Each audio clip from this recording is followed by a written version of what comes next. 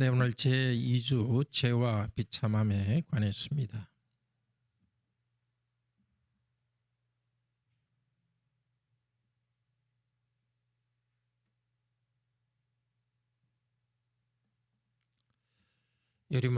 문답합시다. 당신의 죄와 비참함을 제3문입니다. 2주일 3문. 당신의 죄와 비참함을 어디에서 압니까? 하나님의 율법에서 나의 죄와 비참함을 압니다. 하나님의 율법이 우리에게 요구하는 것은 무엇입니까? 그리스도는 마태복음 22장에서 이렇게 요약하여 가르치십니다. 내 마음을 다하고 목숨을 다하고 뜻을 다하여 주 너희 하나님을 사랑하라 하셨으니 이것이 크고 첫째 되는 계명이요 둘째는 그와 같으니 내 이웃을 내 몸과 같이 사랑하라 하셨으니 이 두 계명이 온 율법과 선지자의 강령이니라. 당신은 이 모든 것을 온전히 지킬 수 있습니까? 아닙니다.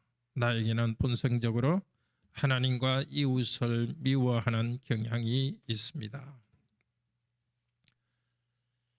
지난주에 배웠습니다. 제 첫째 주에서 우리의 참된 위로, 행복은 삼위일체 하나님을 아는 데 있습니다. 삼위 하나님께서 우리에게 주시는 위로를 알기 위해서 우리는 구체적으로 세 가지를 알아야 됩니다. 우리의 죄와 비참함이 얼마나 큰가. 둘째로 이원은 죄와 비참함에서 어떻게 구원을 받는가. 셋째로 이렇게 죄와 비참함으로부터 구원해 주신 하나님께 어떻게 감사하는가를 배웁니다. 그런데 죄와 비참함을 배우는, 나는 죄인이다, 나는 비참함을 배우는 거기에도 위로와 행복이 있습니다. 어떤 사람이 계속해서 어디 배에 통증을 느꼈다 칩시다. 왜 그런가 계속 걱정이 되었습니다. 의사에게 갔더니 암입니다. 우선은 충격적입니다. 그렇지만 걱정하지 마십시오. 수술하면 치료될 수 있습니다. 그것과 같습니다. 하나님께서 우리에게 우리의 죄와 비참함을 가르치는 것은 우리의 영적 병을 진단하는 것과 같습니다. 영적 의사신 하나님께서는 우리가 이 말씀을 통해서 예수 그리스도를 통해서 죄 용서받고 구원받는 것을 가르치기 위해서 먼저 우리의 영적 병을 정확히 진단해 주십니다. 오늘 이 말씀을 들으면서 우리의 영적 병에 대해서 잘 배우기를 바랍니다.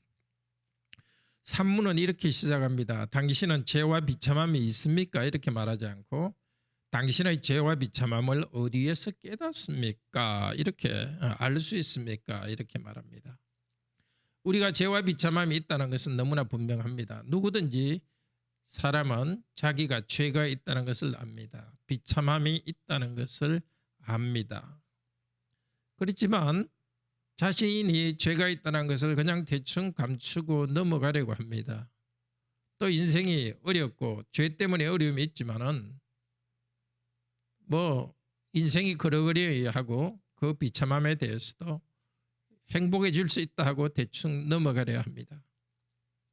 그런데 성경은 우리에게 우리의 죄와 비참함을 더 분명하게 깨닫게 합니다. 마치 성경은 안경과 같습니다. 저같이 안경 쓴 사람은 안경을 벗으면 저 앞에 사람이 있어도 그냥 흐릿하게 물체가 있는 것처럼 보입니다. 그러나 안경을 끼면 선명하게 보입니다. 성경이라는 안경을 끼지 않을 때는 우리는 대개 자기의 도덕적인 것을 남과 비교합니다. 나는 그래도 누구보다는 괜찮게 살았다. 나는 누구보다 행복하다. 그런 식으로 스스로를 위로합니다. 그러나 성경을 읽을 때 하나님께서는 우리에게 가르쳐 줍니다. 우리가 얼마나 죄가 있고 비참한가를 가르쳐 줍니다. 그렇게 배울 때 오문처럼 고백합니다. 당신은 이 모든 것을, 성경 말씀을 지킬 수 있습니까? 아닙니다. 나는 본성적으로 하나님과 이웃을 미워하는 경향이 있습니다 하고 고백합니다. 성경을 잘 배울 때 이런 고백을 합니다. 그렇지만 성경을 모를 때는 나는 괜찮다고 이렇게 합니다. 예를 들면 사람의 칭찬을 받는 일을 하면서도 말씀을 어기는 일이 있습니다. 성경에 나오는 바리새인들은 성전의 헌금을 잘 바쳤습니다. 그러나 성전의 헌금을 바쳤기 때문에 부모님에게 경제적으로 부양하지 않아도 된다는 그런 관습을 만들어냈습니다. 고르반 바쳤다, 성전에 바쳤다 이렇게 하면 부모님을 부양하지 않아도 된다고 생각합니다. 어쩌면 요즘 그리스도인 중에서도 나는 교회 헌금 잘하기 때문에 부모님 잘 섬기지 않아도 된다, 그렇게 생각하는 분이 없기를 바랍니다. 자칫하면 그렇게 될 수 있습니다. 사람의 칭찬을 받고 교회에서 칭찬을 받지만은 하나님의 말씀을 어길 수도 있습니다. 마태복음 23장 23절에서는 11조는 바치면서도 더 중요한 의로움과 사랑과 신뢰를 버리는 일이 있습니다. 또 성경에서는 사람들의 겉으로 드러난 행위만 죄라고 말하지 않습니다. 마음으로 미워하는 것도 살인이라고 합니다. 마음의 생각에서 들어온 것도 간음이라고 합니다. 성경 말씀을 무시하고 인간의 생각으로 하면은 사람은 죄인이라고 생각하지 않지만 성경 말씀을 그대로 그 기준대로 적용할 때는 우리는 자신은 죄인이라고 고백할 수밖에 없습니다. 마태복음 19장 18절에 나오는 한 부자인 사람은 하나님 말씀을 그 뜻대로 이해하지 않았기 때문에 자기는 이 말씀을 다 지켰다고 합니다. 하나님 말씀을 제대로 배우면은 나는 하나님과 이웃을 미워하는 경향이 있다고 밖에 고백할 수 없습니다. 죄라는 것은 하나님 말씀을 그대로 어기는 것도 죄이지만은 하나님이 하라는 것을 하지 않는 것도 죄입니다. 하나님 말씀은 사문에서 잘 요약하고 있죠. 하나님 말씀 전체는 하나님을 사랑하라, 이웃을 내 몸과 같이 사랑하라는 것입니다. 예수님께서 하나님 말씀 전체를, 율법 전체를 잘 요약해 주셨습니다. 그리고 또 예수님께서는 하나님을 사랑하고 이웃을 사랑하는 모범까지 보여주셨습니다. 요한복음 5장 17절에서는 예수님께서 말하십니다. 내 아버지께서 일하시니 나도 일한다. 그리고 예수님께서 하신 일은 빌립보서 2장 8절에서 말합니다. 하나님 아들께서 자기를 낮추사 십자가에 죽기까지 하나님께 복종하며 사랑하셨습니다. 우리를 구원하기 위해서 하나님의 뜻에 자기를 복종하며 사랑하는 그 정도까지 죽기까지 사랑하셨습니다. 또 요한복음 15장 13절에서는 사람이 친구를 위하여 목숨을 버리면 그보다 더 큰 사랑이 없다, 제자들에게 말씀을 하셨습니다. 우리들을 사랑하시기 때문에 자신의 목숨까지 버리셨습니다. 이웃을 사랑하기 위해서, 하나님을 사랑하기 위해서 목숨까지 버리는 이 사랑, 모범을 보여주시면서 예수님께서는 우리에게도 그렇게 사랑하라고 하셨습니다. 요한복음 13장 34절에서 이렇게 말씀하십니다. 새 계명을 주노니 서로 사랑하라. 내가 너희를 사랑한 것 같이 너희도 서로 사랑하라. 예수님의 이 높은 기준에 비춰볼 때 그런 사랑을 하지 못한 우리 자신을 고백할 수밖에 없습니다. 하나님의 말씀은, 모든 말씀은 그 자체로 좋은 것입니다. 그렇지만 말씀은 읽으면 읽을수록 우리가 그 말씀을 지키지 못한 것, 또 말씀에 어긴 것을 생각합니다. 그 말씀만큼 사랑하지 못한 자신을 봅니다. 이렇게 말씀을 배울수록 자신의 죄를 깨닫고 비참해지는 심정을 로마서 7장 7절에서 13절은 이렇게 말합니다. 같이 한번 봅시다. 로마서 7장 7절에서 13절.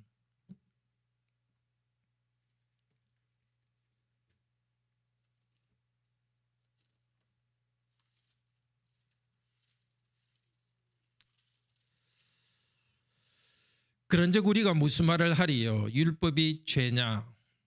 우리에게 죄를 깨닫게 하는 그 하나님의 말씀이 죄냐? 그럴 수 없느니라. 율법으로 말미암지 않고는 내가 죄를 알지 못하였으니 그 율법이 탐내지 말라 하지 아니하였더라면 내가 탐심을 알지 못하였으리라. 탐을 내면서도 하나님 말씀을 안 배우면 자기가 탐을 내지 않는 것처럼 생각할 수 있습니다. 예컨대 야고보서 3장 14절 15절은 이렇게 말합니다. 너희 마음에 시기와 다툼이 있으면 자랑하지 말라. 진리를 거스려 거짓말하지 말라. 이러한 지혜는 위로부터 내려온 것이 아니요 땅의 것이요 정욕의 것이요 귀신의 것이라. 사람들은 탐욕을 가지고 야고보서 3장 14절 15절입니다. 시기와 다툼이 있습니다. 뭐 그렇게 문제가 없다면서 사람들은 지나갑니다. 그런데 하나님께서는 거짓말이라 하고 이런 지혜, 시기와 다툼을 하면서 뭔가 성취하는 그런 지혜들이 있습니다. 그것은 정욕이요 귀신의 것이라고 가르쳐 줍니다. 사람들은 탐심 때문에 정욕 때문에 그것이 동기가 돼서 뭘 성취합니다. 성취하면 그것은 문제가 없다고 생각합니다. 그러나 하나님께서 마음의 중심을 봅니다. 하나님께서는 말씀을 통해서 우리에게 탐심을 깨닫게 해 주십니다. 로마서 7장 8절 계속해서 봅시다. 자, 탐심에 대해서 가르쳤습니다. 배웠습니다. 그런데도 문제는 있습니다. 탐하지 말라 했는데도 계속 내 안에서는 탐심이 생깁니다. 알기는 아는데 탐심이 생깁니다. 왜?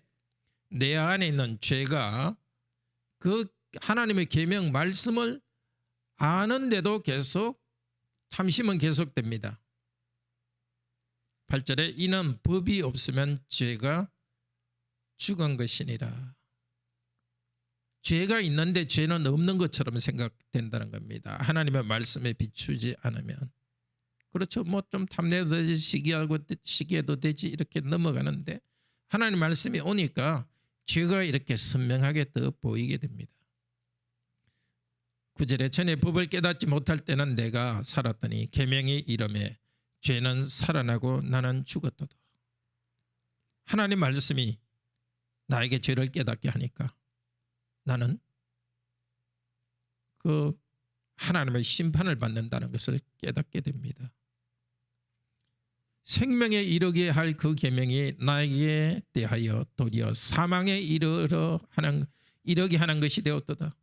하나님 말씀을 지키면 그대로 지키면 행복을 얻게 하는 그 말씀인데도 사람의 본성에서 그렇게 행할 수 없기 때문에 말씀을 배우면 배울수록 나의 죄가 나타나고 죽음의 두려움이 생깁니다.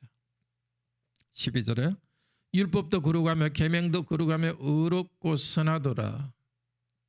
그런즉 선한 것이 내게 사망이 되었느냐? 그럴 수 없느니라. 오직 죄가 죄로 드러나기 위하여서 선한 그것으로 말미암아 나를 죽게 되었으니. 죄가 죄로 드러나게 하는 그것이 하나님의 말씀입니다. 그러니까 우리 교회에 와서 성경을 배우고 하나님 말씀을 배울 때 전에는 죄로 알지 못했던 그것이 죄가 점점 드러납니다. 또 죄로 심히 죄되게 합니다. 말씀을 알지 못할 때는 내가 좀 잘못했다 그런 정도만 생각하고 넘어가는데 말씀을 배울수록 하나님의 뜻이 무엇인지가 분명하고 하나님의 명령을 어겼다는 죄에 대한 죄에 대한 규정이 분명하고 죄가 더 심각하게 되는 것입니다. 말씀을 점점 배울 때 우리는 나의 죄, 탐심 그런 것이 있다는 것을 알게 됩니다. 죄책감이 더 많아집니다. 교회에 오면. 또한 성경은 죄에 대한 하나님의 심판을 선언합니다. 내 안에 죄가 계속 있는 것을 보는데 이 죄는 이길 수 없는 나 자신을 봅니다. 그리고 하나님께서는 심판하시는 분이십니다. 나훔 1장 2절 3절에서는 여호와는 보복하시며 진노하시되 자기를 거스리는 자에게 보복하시며 자기를 대적하는 자에게 진노를 품으시며. 성경에서 죄를 배우면서 우리는 죽음의 문제에 대해서도 다르게 생각합니다. 사람이 한번 태어나면 그냥 죽고 끝나는 것이 아니라 그 죽음은 사실은 사람의 생명은 연장되는데 영혼은 연장되는데도 하나님의 빛으로부터 멀어져 있는 상태입니다. 빛과 생명이 멀어진 상태에서 사람의 죽음이 사람의 생이 계속됩니다. 그러니까 죽은 것 같은 인생이 계속됩니다. 어떻게 하겠습니까? 말씀에서 우리는 죄인이라 선언하고 우리는 이 땅에서 하나님의 심판을 우리가 듣습니다. 그리고 또 지금도 로마서 1장 18절에서는 하나님의 진노가 불의로 진리를 막는 사람들의 모든 불의와 경건치 않음과 불의에 대해서 하늘로부터 나타나나니 로마서 1장 18절입니다. 이 땅에서 하나님 말씀을 지키지 않고 살아가는 그 자체가 하나님의 진노라는 것을 우리는 깨닫습니다. 탐심을 가지고 또 서로 싸우고 그렇더라도 하나님이 그 가운데 내버려 두는 것이 하나님의 심판이라고 생각하니까 얼마나 더 무섭습니까? 이렇게 죄에 대해서 배울 때에 어떤 사람은 인정하지 않습니다. 성경을 배우려 하지도 않고 성경을 통해서 죄에 대해서 배우더라도 그걸 받아들이지 않습니다. 뭐 사람 그 정도야 누구든지 마음속에 나쁜 생각이 있지. 그게 뭐 꼭 죄라고 하느냐. 그러나 이렇게 죄에 대해서 배울 때 어떤 사람들은 나는 죄인이다. 나는 참 비참하다. 이것을 깨닫게 됩니다. 그렇게 할 수 있는 것은 참 복입니다. 당신은 죄인이다 자꾸 말한다고 해서 죄를 깨달을 수 있는 것이 아닙니다. 심지어 어떤 병에 걸린 사람들도 병의 치유가 가능하다는 것을 알 때에 그 병을 그대로 받아들일 수 있습니다. 그 치료법을 모를 때는 병이 있지만 덮어버리려고 하고 무시하려고 합니다. 거부하려고 합니다. 그런데 우리 성도님이 나는 죄인이라고 하고 받아들일 수 있는 것은 이미 치료가 왔기 때문입니다. 다르게 말해서 우리 죄를 용서하시는 하나님의 사랑이 성령님을 통해서 우리에게 왔기 때문입니다. 어린아이들도 그렇지 않습니까? 부모가 아이들에 대해서 아주 엄하면 아이들이 잘못한 일이 있어도 무조건 숨깁니다. 그렇지만 부모가 잘못에 대해서 용서해 준다는 것을 알 때에 자기가 어떤 잘못을 했을 때 그거에 대해서 인정합니다. 이렇게 우리가 하나님 말씀을 배우면서 그리고 우리가 죄인이라고 인정하는 것은 그에게 하나님의 은혜가 있습니다. 로마서 5장 8절에서 이렇게 말합니다. 우리가 아직 죄인 되었을 때에 그리스도께서 우리를 위하여 죽으심으로 하나님께서 우리에 대한 자기의 사랑을 확증하셨느니라. 죄인됨을 인정하는 것은 이 사랑을 알기 때문에 인정합니다. 우리가 아직 죄인 되었을 때 그리스도께서 우리를 위하여 죽으심으로 우리에 대한 사랑을 확증하셨다. 그 사랑에 대해서 복음을 들을 때에 사실은 우리의 죄인됨을 인정합니다. 죄인인 나를 받아들이셨던 그 사랑을 인정하면서 동시에 그 사랑을 받은 나가 죄인으로서 그 사랑을 받았다는 것에 대해서 감사하게 됩니다. 하나님의 사랑을 깨닫지 못하면 그냥 두려워하고 피하기만 합니다. 계시록 6장 15절 16절에 보면 그런 사람들이 있습니다. 하나님의 능력이 나타났을 때 삼들아 우리를 하나님으로부터 하나님과 그 얼굴로부터 가려달라 이렇게 도망갑니다. 율법에 대해서 깨달을 때 우리는 더 하나님을 향하여서 감사 생활을 하게 됩니다. 하나님의 말씀을 통해서 점점 죄를 깨달을수록 은혜의 깊이를 더 깨달아갑니다. 로마서 5장 10절에서는 이렇게 말합니다. 율법이 들어온 것은 죄를 더하게, 말씀을 통해서 죄를 더 죄되게 드러내는데 죄가 더 많아지게 되는 곳, 즉 하나님 말씀을 통해서 자기 죄를 많이 깨달아서 이미 죄가 있지만은 더 죄를 지은 것이 아니라 말씀 때문에 말씀의 빛으로 자기의 죄를 정확히 있는 것대로 깨달은 사람에게는 은혜가 더 풍성하다고 합니다. 하나님께서는 우리에게 은혜를 더 풍성히 깨닫게 해주시려고 우리에 대해서 죄를 깨닫게 해주십니다. 우리의 죄에 대한 기준, 그리고 하나님 말씀의 기준을 하나님 사랑과 이웃 사랑이라고 그랬죠. 근데 하나님 사랑과 이웃 사랑을 이야기하면서 하나님께서는 첫째는 하나님을 사랑하라 이렇게 했습니다. 하나님의 사랑과 이웃 사랑이 둘 다 같은 사랑이지만 그러나 하나님을 대상으로 한 사랑이 더 중요합니다. 하나님이 더 위대하시기 때문에. 또 사람을 사랑하는 것도 사람이 하나님의 형상이기 때문에 사랑합니다. 사람을 사랑할 수 있는 힘도 하나님을 예배하고 하나님을 사랑하면서 나옵니다. 그래서 이웃 사랑을 위해서는 먼저 하나님을 사랑해야 됩니다. 또 사람을 사랑할 때도 우리는 먼저 구원받은 백성들을 먼저 사랑하고 또 보통 일반 믿지 않는 사람들도 사랑하라고 합니다. 갈라디아서 6장 10절에서 말합니다. 모든 사람을 사랑하되 먼저 믿음의 사람을 사랑하라고 말합니다. 자, 오늘 전체적으로 말씀을 다시 머릿속에 정리해 봅시다. 사람들은 인간은 괜찮은 존재다 생각하면서 휴머니즘을 말합니다. 인도주의를 말합니다. 또 나도 괜찮다, 나는 괜찮은 사람이라는 생각이 사람들에게는 있습니다. 그러나 성경은 그것을 흑우라는 것을 드러냅니다. 많은 사람들은 자기 죄를 인정하지 않습니다.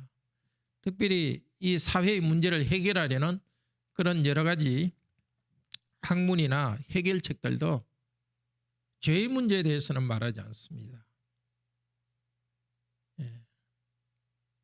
지금 대통령 선거 후보들 서로 이야기하고 있지만 인간이 본성적으로 죄악이 문제다. 본성의 죄악에 대해서는 말하지 않습니다. 그냥 서로 비판하는 그런 죄에 대해서 비판하면서 또 겉으로 드러난 죄에 대해서 말합니다.